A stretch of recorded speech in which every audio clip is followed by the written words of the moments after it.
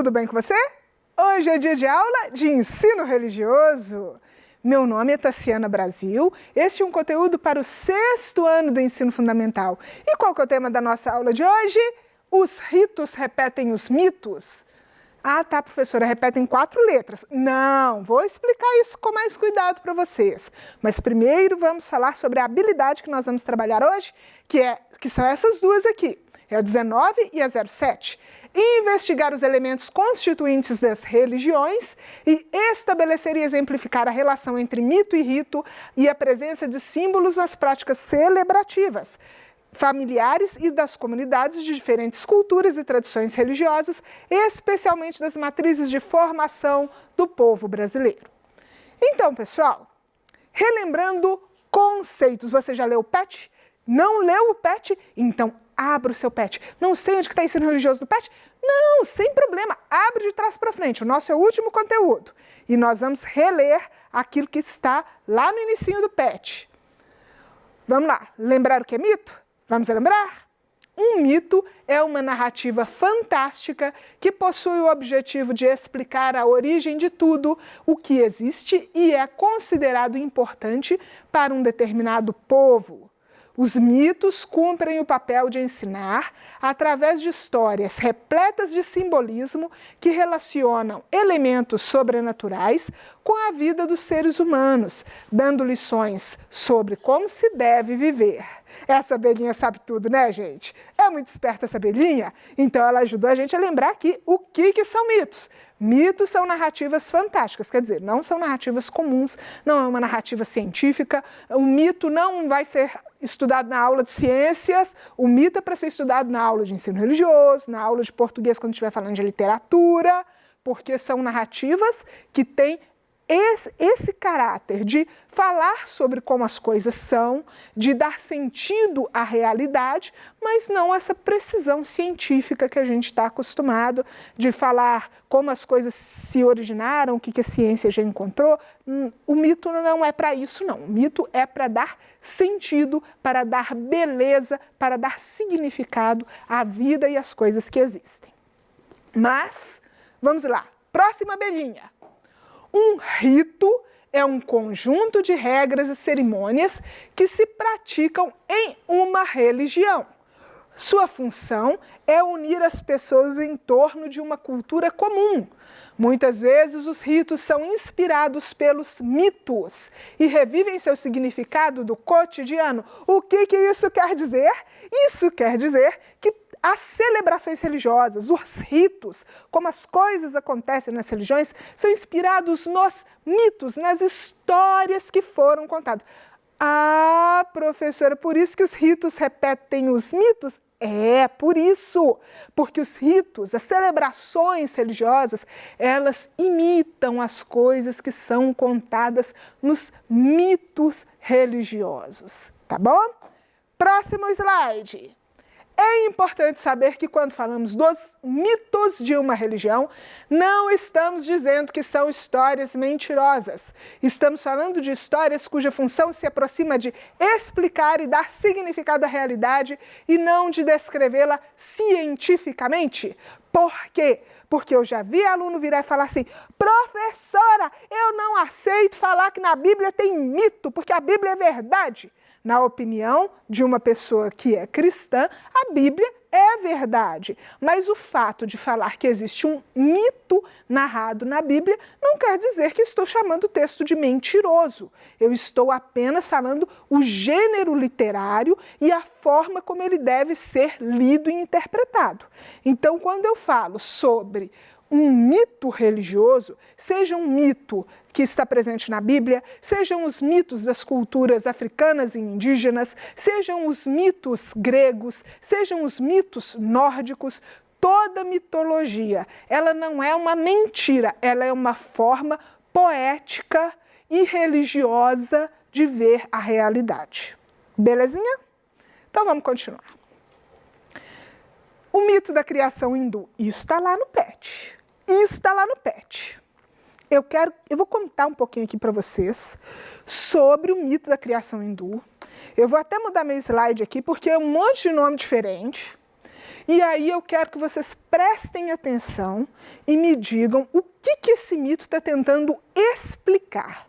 Eu falei com vocês que os mitos explicam por que as coisas são como são, não falei? Elas dão sentido, explicam, é uma interpretação da realidade. Então vocês vão me falar que tipo de mito é contado pelo hinduísmo. Essa figura que vocês estão vendo aqui é uma imagem do deus Brahma. Ah, professora, aquele do fim de semana que o papai bebe? Não tem nada a ver com isso, não. A inspiração do nome da marca da cerveja Brahma realmente foi nessa divindade hindu, que é considerado um dos deuses mais poderosos do hinduísmo, o criador da humanidade, o criador de todas as coisas. Bom, mas vamos lá. Deixa eu abrir aqui a nossa telinha. Então, essa imagem que vocês viram de Brahma, Brahma é aquele que é considerado que criou a humanidade e através do seu filho Brahmani. A palavra Brahmani significa sacerdote. Então, de Brahmani descendem aqueles que seriam os sacerdotes. Brahmani, então, do seu braço nasceu Kshatriya, que seria o pai de todos aqueles que são guerreiros. Das suas coxas nasceu Vaisyas, que é o pai de todos aqueles que são agricultores e comerciantes. E de seus pés nasceu Sudras, que é pai de todos aqueles que são mecânicos ou trabalhadores manuais. Agora eu pergunto para vocês, o mito da criação hindu, ele está tentando explicar que tipo de relação social? Pararam, pensaram? Está falando sobre trabalho. Como que o trabalho é dividido na sociedade? Por que umas pessoas têm um trabalho melhor e outras pessoas têm um trabalho pior? Por quê? Aí eles explicam isso como as pessoas surgiram no mundo. Então fala assim, olha, você foi feito dos braços para ser forte, para lutar. Você foi feito da cabeça para ser um sacerdote, uma pessoa que pensa muito. Você foi feito dos pés, então o seu trabalho é mais pesado mesmo, você tem que aguentar o corpo todo. É uma explicação que dá sentido à forma como a sociedade é organizada. Vamos mudar para um outro mito da criação, e aí vocês vão me falar o que está tentando explicar. Antes tem uma pergunta. O mito da criação hindu, ele explica a sociedade ou ele é repetido por ela? Por quê? Como eu falei com vocês, ele explica o surgimento do trabalho. Mas esse trabalho não poderia mudar? Então, de certa forma, em uma sociedade que tem o hinduísmo como religião majoritária, que é o que acontece em boa parte da Índia, então esse mito também ele tende a ser repetido, porque as pessoas acreditam naquilo e vão fazer com que a vida deles repita o mito de criação da humanidade de acordo com o hinduísmo. Então a divisão do trabalho continua da forma como eles acreditam que a humanidade foi criada para fazer. Continuando. O mito da criação judaico-cristão, esse aqui, acho que no Brasil todo mundo já ouviu falar de Adão, de Eva e da fruta proibida, que podia ser uma maçã ou sei lá o quê. Então, o mito da criação judaico-cristão fala que Deus criou o mundo, plantou um jardim e aí colocou ali um casal. E esse casal podia ter livre acesso a tudo, só não podiam comer uma fruta específica, que foi justa que eles foram lá comer. Pois bem, depois que eles comeram essa fruta, então Deus procura os seres humanos e pergunta, olha, o que aconteceu? Eles falam, não, comemos, pronto. Comemos a fruta e agora nós vamos ver o que vai acontecer, né? A gente comeu, continuou vivo. O senhor tinha dito que quem comesse morria. A gente comeu e está todo mundo vivo aqui. Pois é, só que não é bem assim. Não morre na hora. Mas começa a existir coisas que antes não existiam. Por exemplo, o homem agora ele vai trabalhar e ele vai suar. Com o suor do teu rosto comerás o teu pão. Então o trabalho é pesado e duro, Porque Adão fez o que não devia. A mulher, ela quando for ter filho, ela vai sofrer, ela vai gemer, ela vai sentir dor. A gente vê os bichinhos tendo filho assim, o cachorrinho acabou de ter filho, está correndo pela casa. E a mulher não é assim. Por que que com a mulher é diferente? E aí ela começa a se questionar, mas por que que a gente sofre tanto? E aí fala, não, foi porque Eva comeu uma fruta que ela não devia ter comido. E ainda para a mulher tem uma outra coisa que ainda fala assim, o seu querer será para o teu marido e ele te dominará. Aí as mulheres, ai, meu marido está mandando muito, está enchendo a paciência. Ah, mas o que foi? Foi a Eva.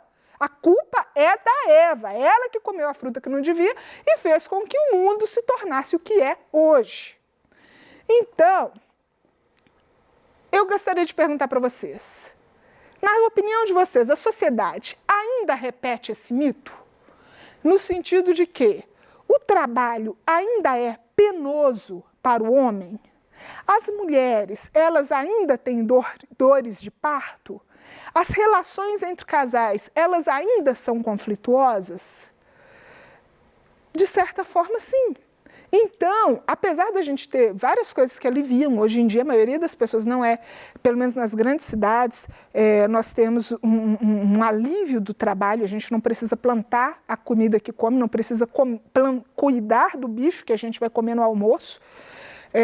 Da mesma forma, as mulheres hoje em dia têm várias tecnologias que fazem com que o sofrimento da gestação e do parto seja diminuído e existem várias formas também de que os casais se entendam e não precise chegar a extremos como os que são narrados nas histórias bíblicas.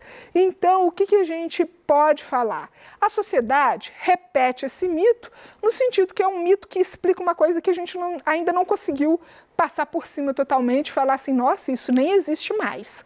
Mas, por outro lado, a sociedade se adapta para melhorar a vida dos seres humanos, o que, de certa forma, faz com que esse mito e as coisas que ele fala sejam um pouco mais pesadas no passado do que são hoje em dia. Continuando. Os mitos, eles explicam o mundo e os ritos perpetuam essa explicação. Então, os ritos religiosos, eles são responsáveis por manter na cabeça das pessoas esse significado que os mitos dão ao mundo. E aí as pessoas vão se lembrar daquilo. É muito comum a gente ver celebrações de casamento que, de alguma forma, retomam esse mito de Adão e Eva. Por quê? Porque é o primeiro casal, é o símbolo do surgimento da família e tal. Então, muitas celebrações retomam esse mito. E outros mitos religiosos também são retomados durante as celebrações, que é o que nós vamos falar agora mesmo, para que as pessoas se recordem e mantenham essa explicação da realidade própria dos mitos dentro do seu pensamento e da significação que atribuem à vida e ao mundo. Exemplos do PET. Vamos falar sobre a Pessah, que é a Páscoa do judaísmo. Professora, é Pessah ou Páscoa? A palavra Pessah, ela significa passagem, assim como a palavra Páscoa. A diferença é o idioma. Então, a Páscoa surge com o judaísmo. Ela não é uma celebração que surge no cristianismo, ela é uma celebração que surge quando os hebreus, eles eram escravos no Egito, e aí Deus levanta Moisés como libertador do povo, e Moisés, depois de várias negociações sem sucesso com o faraó, ele acaba recebendo uma incumbência de Deus de instituir uma festa e que durante essa festa os israelitas seriam libertos do Egito. Essa festa consistia em que cada família fizesse um cordeiro assado, mas para fazer esse cordeiro assado, ele deveria ser preparado de acordo com o ritual, pão sem fermento, como pão rápido de fazer, ervas amargas que fazem com que a digestão seja mais rápida. E aí, durante essa festa, passaria o anjo da morte que feriria os egípcios e todos aqueles que não estivessem celebrando. e toda casa morreu um primogênito. E os israelitas não. Então, por isso, eles foram libertos e puderam sair do Egito. Essa celebração acontece todos os anos no calendário judaico. O que acontece é o seguinte: hoje em dia, essa celebração é feita com um jantar, que é chamado de Seder. Esse jantar, ele tem alguns pratos que são típicos, algumas coisas que são obrigatórias estar ali. Essa imagem que vocês têm aqui é de um prato típico de um jantar de Páscoa judaica.